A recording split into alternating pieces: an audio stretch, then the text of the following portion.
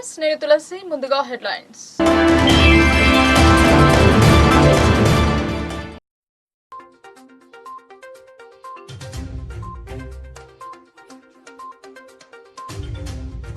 NDA శాసనసభ పక్ష నేతగా బాబు ఏకగ్రీవం. బుధవారం సీఎం ప్రమాణ స్వీకారం చేయనున్న నాయుడు. భావోద్వేగమైన ప్రసంగం.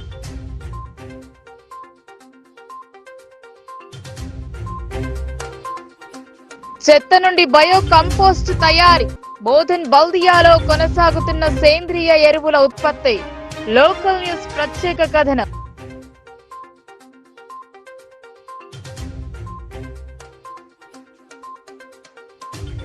దశాబ్ద కాలం నాటి కళ నెరవేరింది. జనసేన శాసనసభాపక్ష నేతగా పవన్ కళ్యాణ్.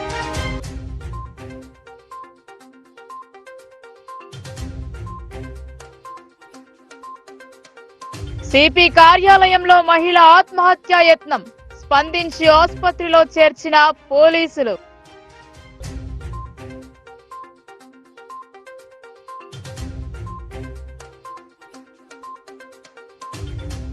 మధ్యాహ్న భోజన కార్మికుల పెండింగ్ బిల్లులు మంజూరు చేయాలి. ఇచ్చిన హామీని నెరవేర్చాలి. కలెక్టరేట్ ఎదుట ధర్నా.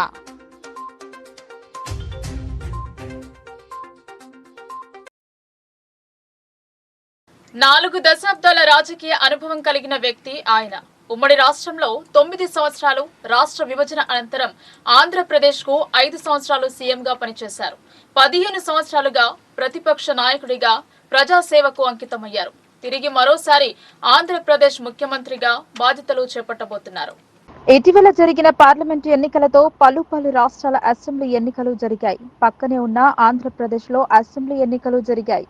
ఎన్డీఏ కూటమిగా ఏర్పడి ప్రధాన ప్రాంతీయ పార్టీ తెలుగుదేశం, మరో ప్రాంతీయ పార్టీ జనసేన, బీజేపీ కలిసి కూటమిగా ఏర్పడి పోటీ చేసి అఖండ మెజార్టీతో విజయం సాధించారు. రాష్ట్రంలో ప్రభుత్వ ఏర్పాటుకు ముందుగా ఈ నెల 9వ తేదీని ఎంచుకున్నప్పటికీ అదే రోజు కేంద్రంలో ఎన్డీఏ కూటమి అభ్యర్థి ప్రధాని ప్రమాణ స్వీకారం ఉండటంతో దీన్ని వాయిదా వేశారు. బుధవారం ఆంధ్రప్రదేశ్లో కొత్త సర్కార్ ఏర్పడబోతోంది. ప్రభుత్వ ఏర్పాటుకు ముందు శాసనసభ పక్ష నేత ఎంపిక చేస్తారు. 3 పార్టీలు కలిసి నారా చంద్రబాబు ఎన్డీఏ కూటమి శాసనసభ పక్ష సమావేశం జరిగింది. ఏకగ్రీవంగా నారా చంద్రబాబు నాయుడుని ఎన్నుకున్నారు. అనంతరం సీఎం కాబోతున్న చంద్రబాబు నాయుడు ఉద్వేగభరితంగా ప్రసంగించారు. పేద ప్రజల జీవితాన్ని మార్చడానికి కృషి చేయాల్సిన అవసరం ఉందన్నారు. రాష్ట్రాన్ని ముందుకు తీసుకువెళ్లడానికి అందరి సహకారంతో అభివృద్ధి పరచుకోవాల్సిన అవసరం ఉందన్నారు. రాష్ట్రంలో గత 5 సంవత్సరాల సమయంలో శిథిలావస్థకు చేరిందని బాబు పేర్కొన్నారు. ఈ రాష్ట్రాన్ని అన్ని రంగాలలో అభివృద్ధి పరచుకోవాల్సిన అవసరం ఉందన్నారు. కూటమి ప్రధాన నాయకుడు పవన్ కళ్యాణ్ మాట్లాడుతూ అనుభవం కలిగిన నాయకుడిని రాష్ట్ర ముఖ్యమంత్రిగా ఎంపిక చేసుకుని రాష్ట్రాన్ని అన్ని విధాలుగా అభివృద్ధి పరచుకోవాల్సిన బాధ్యత మనపై ఉందన్నారు. పవన్ ప్రసంగానికి బాబు ఉద్వేగభరితుడు అయ్యాడు. పవన్ ను ఆలింగనం చేసుకుని కంటతడి పెట్టాడు. మరోవైపు ప్రమాణ స్వీకారానికి వేదిక సిద్ధమవుతోంది. రాజకీయాల్లో ఉన్నాను. నేను ఎప్పుడు కూడా రాగద్వేషాలకు అతీతంగా రాజ్యాంగంలో ఏదైతే మనం ప్రమాణం చేస్తామో రాజ్యాంగాన్ని అనుసరించి అదే విధంగా పనిచేశాను. మళ్ళీ ఈరోజు మీ అందరికీ హామీ ఇస్తున్నా. నాకు అలవాటు ప్రజల కోసం కష్టపడడం, అవిశ్రాంతంగా పనిచేయడం, పోరాటాలు మాత్రమే నాకు తెలుసు. ప్రజాహితం మాత్రం తెలుసు. తప్పకుండా దాన్ని నిలబెట్టుకుంటా. ఇన్ని దశాబ్దాలుగా కూడా ప్రతి అడుగు కూడా మీరు ఒకసారి చూస్తే ప్రతి ఆలోచన, తపన అన్ని కూడా ప్రజల కోసమే చేశాం. ఈరోజు మనకిచ్చింది ప్రజల అధికారం కాదు. ఇది ఒక పవిత్రమైన అత్యున్నతమైన బాధ్యత మనకు అప్పచెప్పారు. ఈ విషయం అనుక్షణం ప్రతి ఒక్కరూ మనం గుర్తుపెట్టుకోవాల్సిన అవసరం ఉంది. నేను 14 సంవత్సరాలు దగ్గర ముఖ్యమంత్రిగా ఉన్నాను.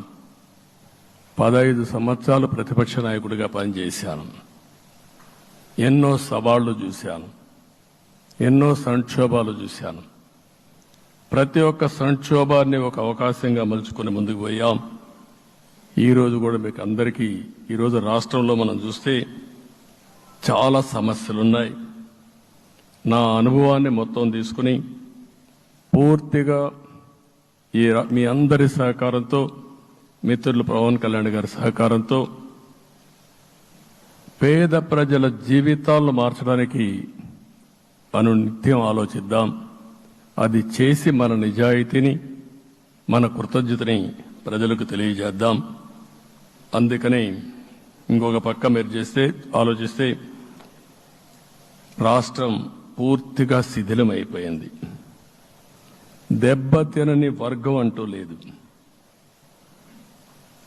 అందుకనే ఓసారి ఆశ్చర్యం కూడా వేస్తుంది. ఈ రాష్ట్రం నుంచి కూలి పనుల కోసం వేరే రాష్ట్రాలకు వెళ్లిన వ్యక్తులు సొంత డబ్బులు పెట్టుకుని వాళ్ళ యొక్క ఫుడ్ కూడా పాకెట్స్ తయారు చేసుకుని వచ్చి ఓటేసి మళ్లీ వెళ్లారు. ఇది ఊహించని పరిణామం. ఇక్కడుండేవాడు ఓటేయడం ఒక ఎత్తైతే, పేదవాడు చిన్న చిన్న పనులు చేసుకునేవాడు కూడా వచ్చి ఓటేశారు. ఎక్కడో అమెరికా, ఆస్ట్రేలియా, ఆఫ్రికా, విదేశాల్లో ఉండే ఎన్ఆర్ఐస్ అయితే లక్షల రూపాయలు ఖర్చు పెట్టుకొని వచ్చి పనిచేశారు. లక్షల రూపాయలు ఖర్చు పెట్టుకొని వచ్చి మనకు ఓటేశారు. నా జీవితంలో ఎన్నోసార్లు ఎన్నికలు చూశాను, కానీ ఈసారి ఒక బాధ్యతతో ఓటర్స్ ప్రవర్తించిన తీరు శాశ్వతంగా తెలుగు జాతి చరిత్రలో మిగిలిపోతుంది. అది ఈరోజు జరిగిన విషయం మనం గుర్తుపెట్టుకోవాలి. మనందరం ఒకటే గుర్తుపెట్టుకోవాల్సిన అవసరం ఉంది. ఏ అహంకారంతో విర్రవీగిపోయారో ఆ అహంకారం కూలిపోయింది. ఎన్నోసార్లు మనం చెప్పాం, ఏ వ్యక్తికి పదవొస్తే వినయం కూడా అవసరం. పదవొచ్చిందని విర్రవీగిపోయి రేపనేది లేకుండా ఉంచుకుంటే మాత్రం ఇదే జరిగే పరిస్థితి వస్తుంది. అయితే మీ అందరిని నేను కోరేది ఒకటే, ఇవన్నీ ఒక కేస్ స్టడీగా మీరందరూ 4 దశాబ్దాల అనుభవం, అభివృద్ధి మీద అపారమైన అవగాహన, పెట్టుబడులను తెచ్చే సమర్థత, ప్రతిభ, విదేశాల్లో ఉండే నాయకుల్ని మలేషియా దగ్గర నుంచి, సింగపూర్ దగ్గర నుంచి, యూరోప్ దగ్గర, అమెరికా నుంచి ఆ దేశాల అధ్యక్షుల్ని తెలుగు రాష్ట్రాల వైపు దృష్టి మళ్లించేంత శక్తి సమర్థత ఉన్న శ్రీ నారా చంద్రబాబు నాయుడు గారికి ఆయన నాయకత్వం చాలా అవసరం. ఆయన అనుభవం చాలా అవసరం. అలాంటి అపారమైన అనుభవం ఉన్న వ్యక్తిని, అనుభవం ఒకటే కాదు, ధైర్యశాలి. ఈ రోజుకి నాకు ఒకటే గుర్తుంటుంది.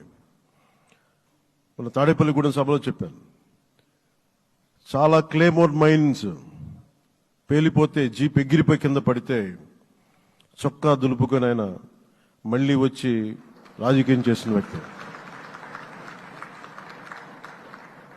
ఈ రోజున సైబరాబాద్ ఉంది అంటే అది శ్రీ చంద్రబాబు నాయుడు గారి దార్శనికత. అలాంటి వ్యక్తి, ఆయన అనుభవం ఈ రోజున 2024 ఆంధ్రప్రదేశ్కి ఎన్డీఏ కూటమి తరపు నుంచి ముఖ్యమంత్రి అభ్యర్థిగా శ్రీ నారా చంద్రబాబు నాయుడు గారి పేరుని జనసేన పార్టీ పక్షాన నుంచి మేము బలపరుస్తున్నాం. బోధన్ పట్టణంలో సేకరించిన చెత్తను బయో మైనింగ్ అనే ప్రక్రియ ద్వారా పంట పొలాలకు పనికి వచ్చే బయో సాయిల్ ను ఉత్పత్తి చేసేందుకు శ్రీకారం చుట్టింది బోధన్ బల్దియా.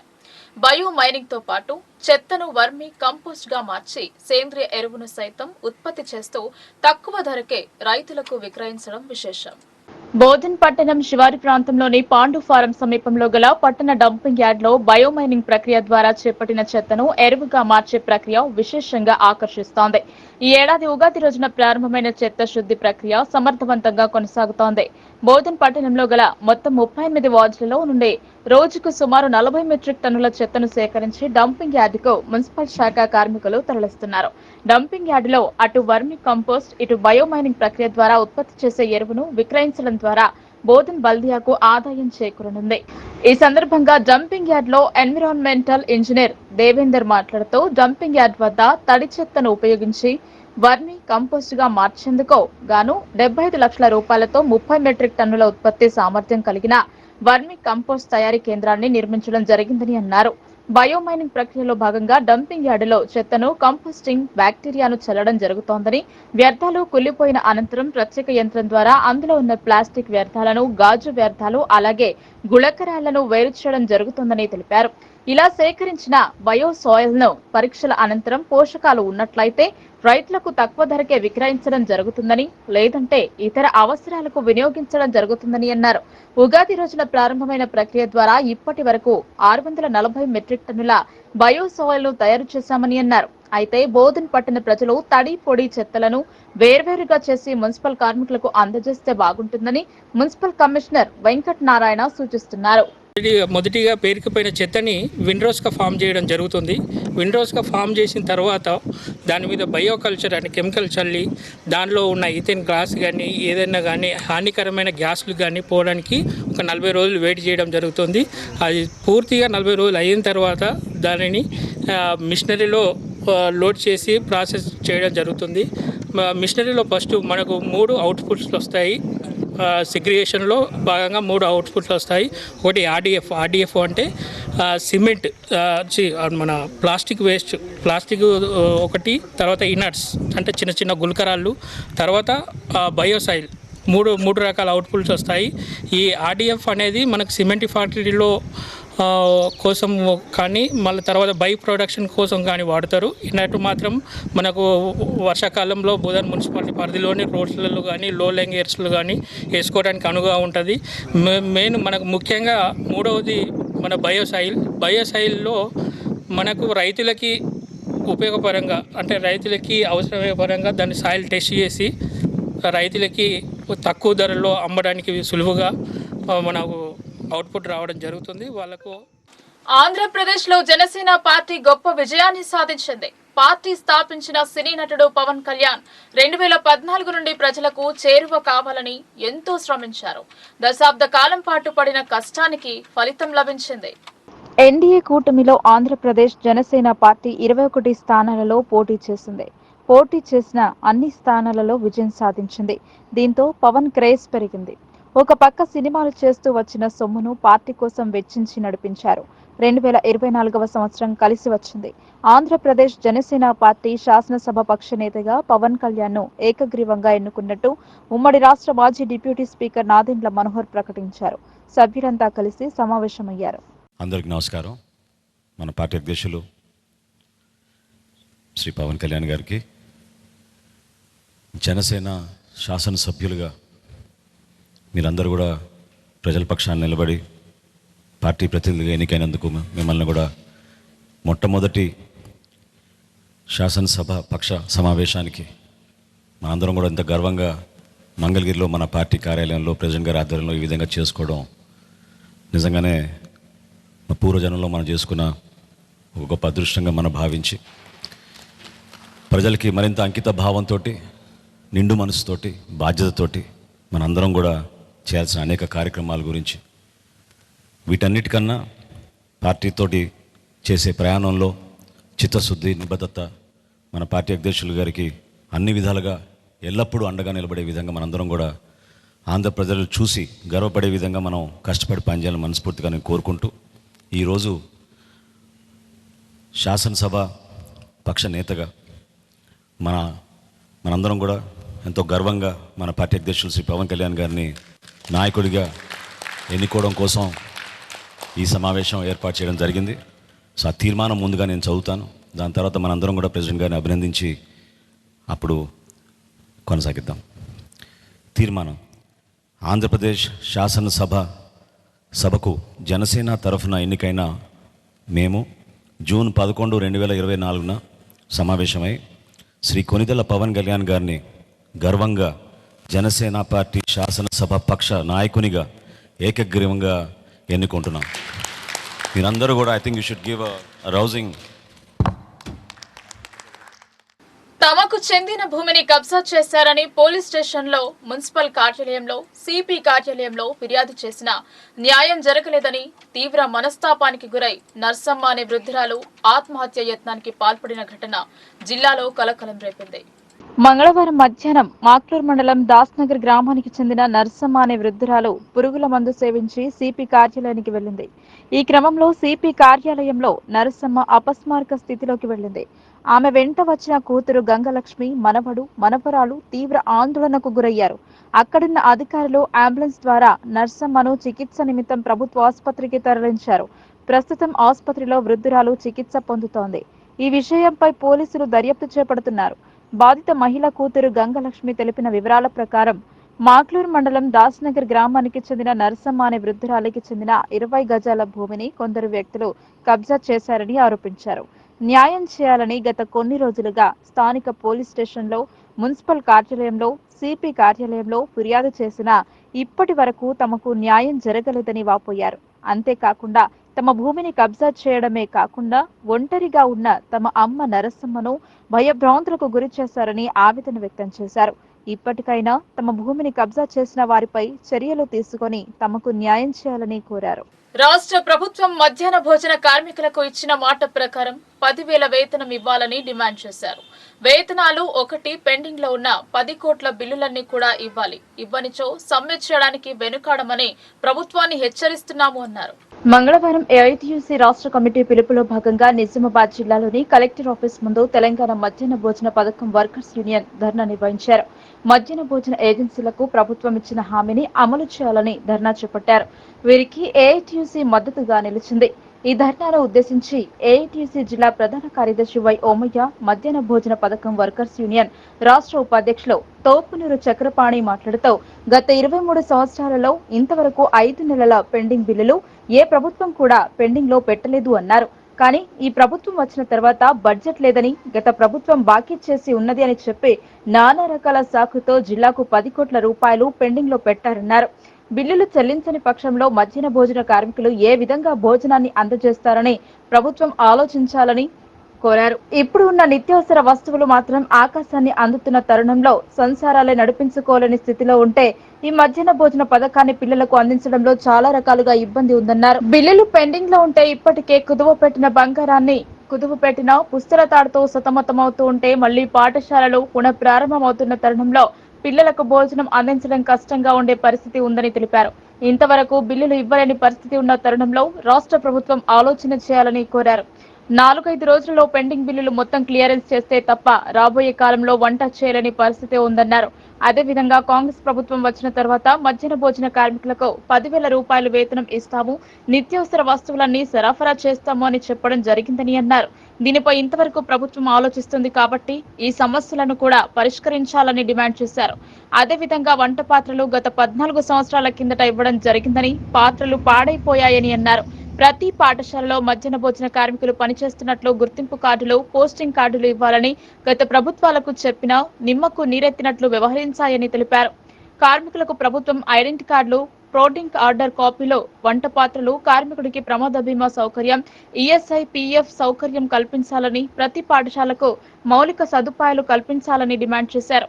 ఈ సమస్యలని పరిష్కరించిన యెడల మేము సమ్మెకు వెనకాడమని తెలిపారు. ఈ సమావేశంలో జిల్లా ఉపాధ్యక్షురాలు నాగలక్ష్మి, కవిత, నరేష్, గంగాధర్, లలిత, రూప, ప్రతి మండలాల నుంచి వచ్చిన కార్మికులు పెద్ద సంఖ్యలో పాల్గొన్నారు.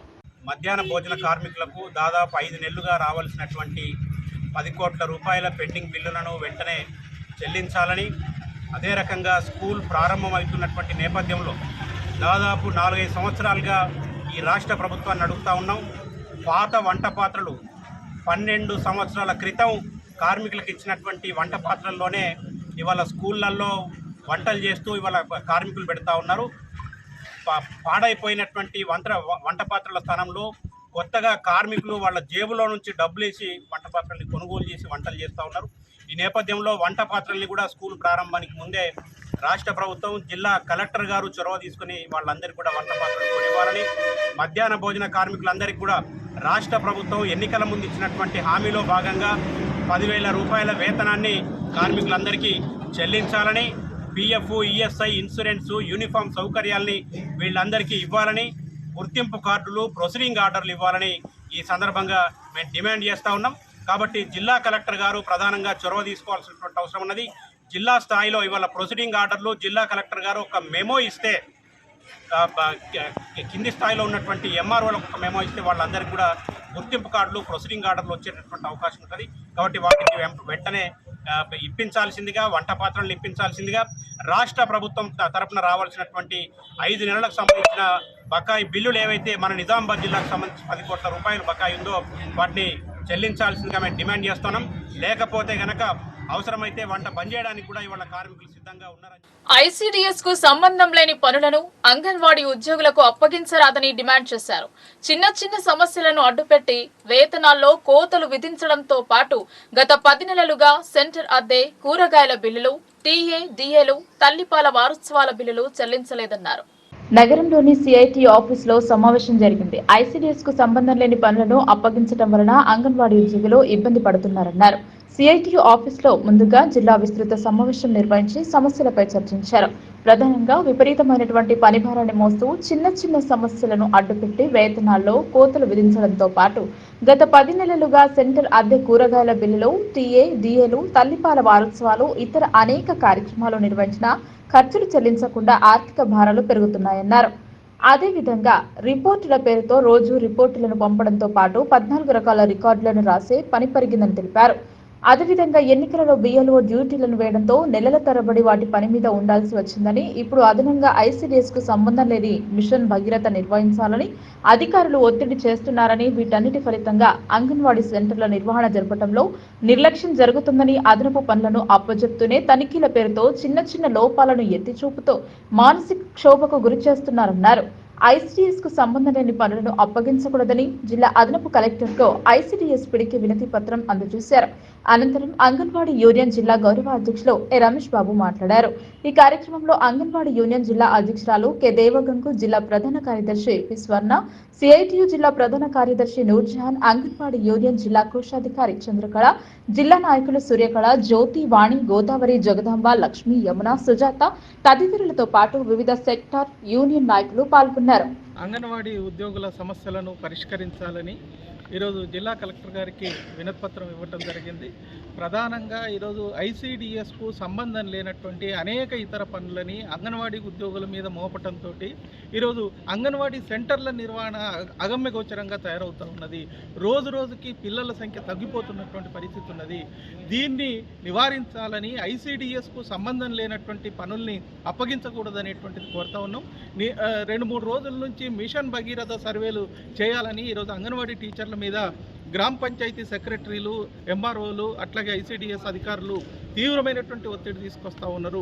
ఇప్పటికే ఆన్లైన్లో 4 యాప్ల్లో ఈరోజు రిపోర్ట్లు పంపడంతో పాటు 14 రకాల రికార్డులని రోజు అంగన్వాడీ టీచర్లు రాసేటువంటి పరిస్థితి ఉన్నది. రోజు అంగన్వాడీ సెంటర్లకు వచ్చేటువంటి పిల్లలకి పౌష్టికారాన్ని వండి పెట్టాలా, గర్భిణీ స్త్రీలకి, బాలింతలకి వండి పెట్టాలా. అదేవిధంగా పిల్లలు వచ్చేటట్టు రోజు వాళ్ళని మోటివేట్ చేయాల్సినటువంటి అవసరం ఉంది. వీటికి తోడు ఇప్పటికే బిఎల్ఓ డ్యూటీల పేరుతోటి ఇతర అనేక సర్వేలని పనులను అప్పచెప్తా ఉన్నారు. ఇది అంగన్వాడీ ఉద్యోగుల మీద పనిభారం పెరిగి అంగన్వాడీ సెంటర్ల నిర్వహణ పక్కన పోయేటువంటి పరిస్థితి వచ్చింది. దీని మూలంగా అధికారులు గత వారం 10 రోజులుగా, నెల రోజులుగా తనిఖీలు చేస్తూ అంగన్వాడీ టీచర్ల మీద వేధింపులు పెంచడం జరిగింది.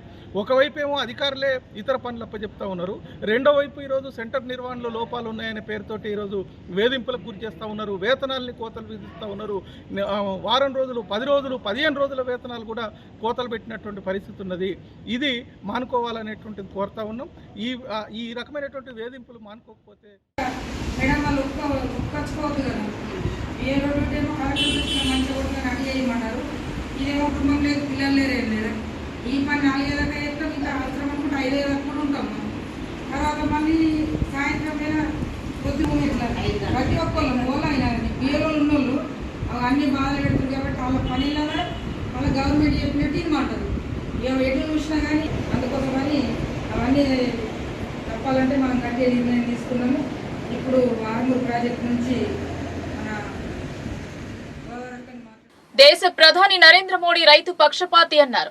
3వ ప్రధానమంత్రి అయిన తర్వాత తొలి సంతకం పీఎం కిసాన్ సమ్మాన్ నిధిపై చేశారన్నారు. దీంతో రైతుల ముఖాల్లో సంతోషం కనిపించింది అన్నారు. ఆర్మూర్ పట్టణంలో ఏర్పాటు చేసిన మీడియా సమావేశంలో బీజేపీ జిల్లా అధికార ప్రతినిధి కలిగుట గంగాధర్, బీజేపీ జిల్లా కిసాన్ మోర్చా అధ్యక్షులు పి తిరుపతి రెడ్డి మాట్లాడారు. మోదీ ముచ్చటగా 3వ ప్రధానమంత్రి అయిన తరువాత తొలిసారి పీఎం కిసాన్ సమ్మాన్ నిధిపై తొలి సంతకం చేసి రైతులను ఆనందపరచడం జరిగింది. రైతులపై ఉన్న ప్రేమను చాటుకోవడం ఆనందదాయకమన్నారు. రైతు పక్షపాతి మోడీజీ ఈ పథకం వల్ల మన రాష్ట్రంలో 33 లక్షల మంది రైతులకు 660 కోట్లు లబ్ధి చేకూరడం జరిగిందన్నారు. కేంద్రంలో మోడీ గారి నాయకత్వంలో పరిపాలన నీతిగా నిజాయితీగా సకల జనులు మెచ్చే విధంగా భారతదేశంలో జరిగిందని, ఇక్కడ మన ఎంపీ అరవింద్ గారు ఎలాంటి అడంబరాలు పోకుండా ఒక నిజాయితీగా పాలన సాగించాడని మొన్న లోక్సభ ఎన్నికల్లో బ్రహ్మాండమైన మెజారిటీ ఇచ్చిన ఈ ప్రజలకు పేరు పేరున అందరికీ ధన్యవాదాలు తెలియజేస్తున్నాం. అందులో భాగంగానే ఈరోజు మూడవసారి ముచ్చటగా నరేంద్ర మోడీ గారు ప్రమాణ స్వీకారం చేసిన తర్వాత మిత్రులు పెద్దలు తిరుపతన్న చెప్పినట్టు కిసాన్ సమ్మాన్ నిధికి దాని కింద తొలి సంతకం చేయడం వల్ల ఇప్పుడు మోడీ రైతుల పక్షపాతి అని నిదర్శనమైంది. గతంలో ఇక్కడ ఇచ్చిన మాట ప్రకారంగా రైతు బాంధవుడు పసుపు బోర్డు అంబాసిడర్ అరవింద్ అన్న గారు చెప్పినట్టుగా ఇక్కడ పసుపు బోర్డు ఏర్పాటు చేయడం, రైతులకు కూడా పిఎం కిసాన్ సమ్మాన్ నిధులను విడుదల చేయడం సకల జనులు మెచ్చే విధంగా ఇటు యువత కానివ్వండి, అటు మహిళలు కానివ్వండి, ఇటు రైతులు కానివ్వండి, అన్ని విధాలు మెచ్చే విధంగా ప్రభుత్వం కొనసాగుతుందని, మోడీ గారి నాయకత్వంలో ధర్మపురి అరవింద్ అన్న గారు ఎంపీ గారు నమ్మకాన్ని ప్రజల నమ్మకాన్ని మమ్ము వేయకుండా అందరికీ లబ్ధి చేకూర్చే విధంగా అన్ని విధాలు అందుబాటులో ఉండి ప్రజలకు మేలు చేస్తారని, అట్లాగే ఎమ్మెల్యే రాకేష్ అన్న గారు ఆర్మూర్ ఎమ్మెల్యేగా తాను గెలిచిన తర్వాత ఈ లోక్సభ ఎన్నికల్లో బ్రహ్మాండమైన ఒక 28,000 మెజార్టీ ఇవ్వడం చాలా ఆనందదాయకం. అందరికీ పేరు పేరున ధన్యవాదాలు. వచ్చింది దానికి ప్రధానమంత్రిగా నరేంద్ర దామోదర్ దాస్ మోడీ ప్రమాణస్వీకారం చేయడం ఈ భారతదేశానికి శుభసూచకంగా భావిస్తూ, ముఖ్యంగా నిజామాబాద్ జిల్లా కిసాన్ మోర్చా అధ్యక్షుడిగా ఒక ఆనందాన్ని వ్యక్తం చేయడం ఏంటంటే, ప్రధానమంత్రి నరేంద్ర మోడీ గారు మొట్టమొదటి సంతకం గెలిచిన తర్వాత మూడోసారి కిసాన్ సమ్మాన్ నిధి రైతులకు ఇచ్చేదని సంతకం పెట్టడం నిజంగా గర్వకారణంగా భావిస్తున్నాం. ఎందుకంటే ఈరోజు భారతదేశంలో 9,03,00,000 మంది రైతులకు 20,000 కోట్ల రూపాయలు 17వ విడత సంతకం పెట్టి నిధులు విడుదల చేయడం అనేది చాలా సంతోషకరమైన విషయం. ముఖ్యంగా నేను మన స్థానిక ఎంపీ అరవింద్ గారు గెలిచినప్పుడు వారికి శుభాభినందనలు తెలియజేస్తూ, మరియు కిసాన్ సమ్మాన్ నిధిలో కొంచెం మంది రైతులకు ఇంకా ఆ లబ్ధి పొందలేకపోతున్నారు. నిజంగా లబ్ధికి అర్హులైన వారు కూడా పొందలేకపోతున్నారు. మరి ఎంపీ గారు రాగానే మా కిసాన్ మోర్చా ఆధ్వర్యంలో అతనికి మేము అతని దృష్టికి తీసుకెళ్ళి ప్రతి పేద రైతుకు కిసాన్ సమ్మాన్ వచ్చేటట్లు ఎంపీ గారు చొరవ తీసుకొని మరి రానున్న కాలంలో నిజామాబాద్ పార్లమెంటు పరిధిలోనే కాకుండా తెలంగాణ రాష్ట్రంలో కూడా నిజమైన రైతుకు అర్హత ఉన్న రైతుకు కిసాన్ సమ్మాన్ నిధులు సంవత్సరానికి 6,000 రూపాయలు వచ్చేటట్లు కృషి చేస్తామని, మరి ఈ నిధులు సాంక్షన్ చేసిన జిల్లాలో సాంఘిక బహిష్కరణలు, కుల బహిష్కరణలు జరగకుండా చూడాలని, చట్టానికి అందరూ సమానమేనని తెలిపారు. ఎటువంటి కుల మతాల మధ్య వ్యత్యాసం ఉండరాదని చర్చించామని చెప్పారు. ఆర్మూర్ పట్టణంలో national human rights and justice movement Nizamabad జిల్లా అధ్యక్షుడు ఎస్కే అనీఫ్ మీడియాతో మాట్లాడారు. నిజామాబాద్ జిల్లా కమిటీ సమావేశం కొరకు భవిష్యత్ కార్యాచరణపై సభ్యులతో చర్చించామని చెప్పారు. జిల్లాలో సాంఘిక బహిష్కరణలు, కుల బహిష్కరణలు జరగకుండా చూడాలని, చట్టానికి అందరూ సమానమేనని, ఎటువంటి కుల మతాల మధ్య వ్యత్యాసం ఉండరాదని చర్చించామన్నారు. ఈ కార్యక్రమంలో యూత్ ప్రెసిడెంట్ నిశాంత్ కుమార్, ప్రశాంత్, శ్రీకాంత్, ఉమేష్ తదితరులు పాల్గొన్నారు. నేను national human right district president మాట్లాడుతున్నాను. మా యొక్క సంస్థ national human right justice for movement, మా యొక్క సంస్థ కేంద్ర ప్రభుత్వం యొక్క ఆధీనంలో నీతి ఆయోగ్ యొక్క సంస్థలో విలీనమై ఉంది. మేము మా యొక్క నేషనల్ ప్రెసిడెంట్ అయినటువంటి అర్షద్ ఖాన్ ఉత్తరప్రదేశ్లో ఒక శాసనసభ నియోజకవర్గానికి ఎమ్మెల్యేగా ప్రాతినిధ్యం వహిస్తున్నారు. మా యొక్క రాష్ట్ర అధ్యక్షుడు షబ్బీర్ అలీ మాదానీ గారి యొక్క ఆదేశానుసారం ఈరోజు మేము ఆర్మూర్లో ఈ యొక్క మానవ హక్కుల యొక్క భంగం వాటిల్లుతుందనే యొక్క సమస్య పైన మేము భవిష్యత్తు కార్యాచరణను ప్రకటించడం జరిగింది ఈరోజు. మరియు అంతేకాకుండా మరి యొక్క రాబోయే తరాలలో ఈ యొక్క మానవ హక్కులకు ఏ విధంగా వాటి యొక్క భంగం, వాళ్ళ యొక్క హక్కులకు ఏ విధంగా భంగం కలుగుతుంది, మరి కొన్ని గ్రామాలలో సాంఘిక బహిష్కరణలు, కుల బహిష్కరణలు జరుగుతూనే ఉన్నాయి. మరియు కొన్ని గ్రామాలలో వీడీసీ యొక్క పెత్తనం అనేది ఎక్కువైతుంది. కాబట్టి ఎవరికి భయపడకుండా భారత రాజ్యాంగం ప్రకారం ప్రతి ఒక్కరికి స్వేచ్ఛాపూరితమైన వాతావరణంలో నివసించే హక్కు ఉంది. కాబట్టి ఎవరైనా హక్కులకు భంగం కలిగితే తక్షణమే మీరు ఫిర్యాదు చేయవచ్చని, మరియు ఎవరు కూడా మరి తమరి యొక్క హక్కులకు భంగం కలుగుతుంది కాబట్టి ఎవరు కూడా భయపడకుండా నిర్భయంగా ఈ యొక్క మా యొక్క సంస్థకు కానీ మరియు రాష్ట్ర ప్రభుత్వం కానీ జిల్లా కలెక్టర్ కానీ మీరు ఫిర్యాదు చేయవచ్చు. ఎవరు కూడా గ్రామాల యొక్క ఒత్తిడి జరుగుతుంది, వ్యవసాయ పనులకు మీరు వెళ్ళరాదు, మీరు మాకు రావద్దు, మీరు యొక్క కులం బంధు ఉంది అనే ఈ యొక్క కాన్సెప్ట్ అనేది రాకుండా ప్రతి ఒక్కరు నిర్భయంగా కలెక్టర్ గారికి మీరు ఫిర్యాదు చేయొచ్చు. లేదంటే మేము అందుబాటులోనే ఉంటాం. మా యొక్క హ్యూమన్ రైట్స్ సంస్థకు మీరు మా దగ్గరికి ఫిర్యాదుతో వస్తే మేము వాటిని స్వీకరించి మీకు తక్షణమే పరిష్కారాన్ని అందిస్తామని మీకు మీడియా. ఎన్ని ఫిర్యాదులు ఇచ్చినా జాంతేనయ్య అంటున్నారు. అధికారులకు ఫిర్యాదు చేసినా స్పందన కరువైంది. కార్యాలయం సమయం ముగియడంతో సెలవు రోజులను ఎంచుకుంటున్నారు. తీరా వారి పని కానిస్తున్నారు. ఇంత జరుగుతున్నా మున్సిపల్ సిబ్బంది స్పందించకపోవడం విడ్డూరం అంటున్నారు నెటిజన్లు. నగరంలోని సరస్వతి నగరంలో నిర్మిస్తున్న అక్రమ నిర్మాణంపై బంటురాము మున్సిపల్ టౌన్ ప్లానింగ్ అధికారులకు ఫిర్యాదు చేశారు. మొదట్లో స్పందించిన అధికారులు నోటీసులు జారీ చేసి పనులు జరగకుండా అడ్డుకున్నారు. అనంతరం ఎక్కడ రాజీ కుదిరిందో ఏమో తెలియదు కానీ సెలవు రోజులను ఎంచుకొని పనులు జరిపిస్తున్నారని స్థానికులు పేర్కొన్నారు. ఈ విషయంపై కూడా టౌన్ ప్లానింగ్ అధికారులతో పాటు కలెక్టర్కు సైతం ఫిర్యాదు చేసిన అధికారులలో చలనం కరువైంది. తాజాగా మున్సిపల్ కార్యాలయంలో విధులు నిర్వహించే సిబ్బంది సమయం గడవగానే షట్టర్లు తెరిచి పనులు చేస్తున్న దృశ్యాలు సీసీ కెమెరాకు చిక్కాయి. ఇంత జరుగుతున్నా అధికారులు ఎందుకు ప్రేక్షక పాత్ర పోషిస్తున్నారో తెలియడం లేదు. ఇప్పుడైనా అధికారులు స్పందిస్తారా లేక మాకెందుకులే అని ఊరుకుంటారా అనేది ప్రశ్నార్థకంగా మారింది. వార్తలు ముగించే ముందు హెడ్లైన్స్ మరోసారి.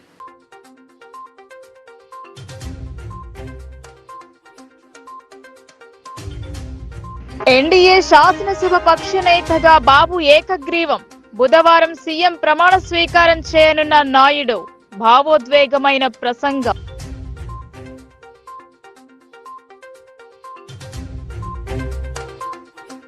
చెత్త నుండి బయో కంపోస్ట్ తయారీ.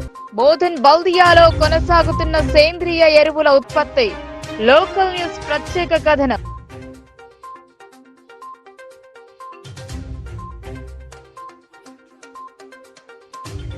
దశాబ్ద కాలం నాటి కళ నెరవేరింది. జనసేన శాసనసభ పక్ష నేతగా పవన్ కళ్యాణ్.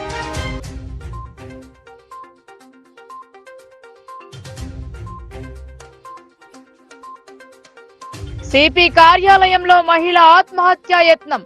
స్పందించి ఆసుపత్రిలో చేర్చిన పోలీసులు.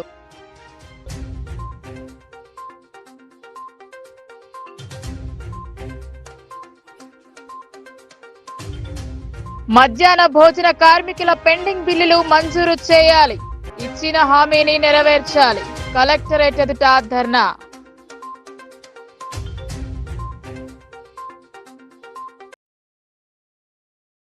ఈ వార్తలు ఇంతటితో సమాప్తం. తిరిగి ప్రసారమయ్యే వార్తల్లో మళ్ళీ కలుద్దాం. అంతవరకు చూస్తూనే ఉండండి మీ లోకల్ న్యూస్. మన ఊరు మన వార్త.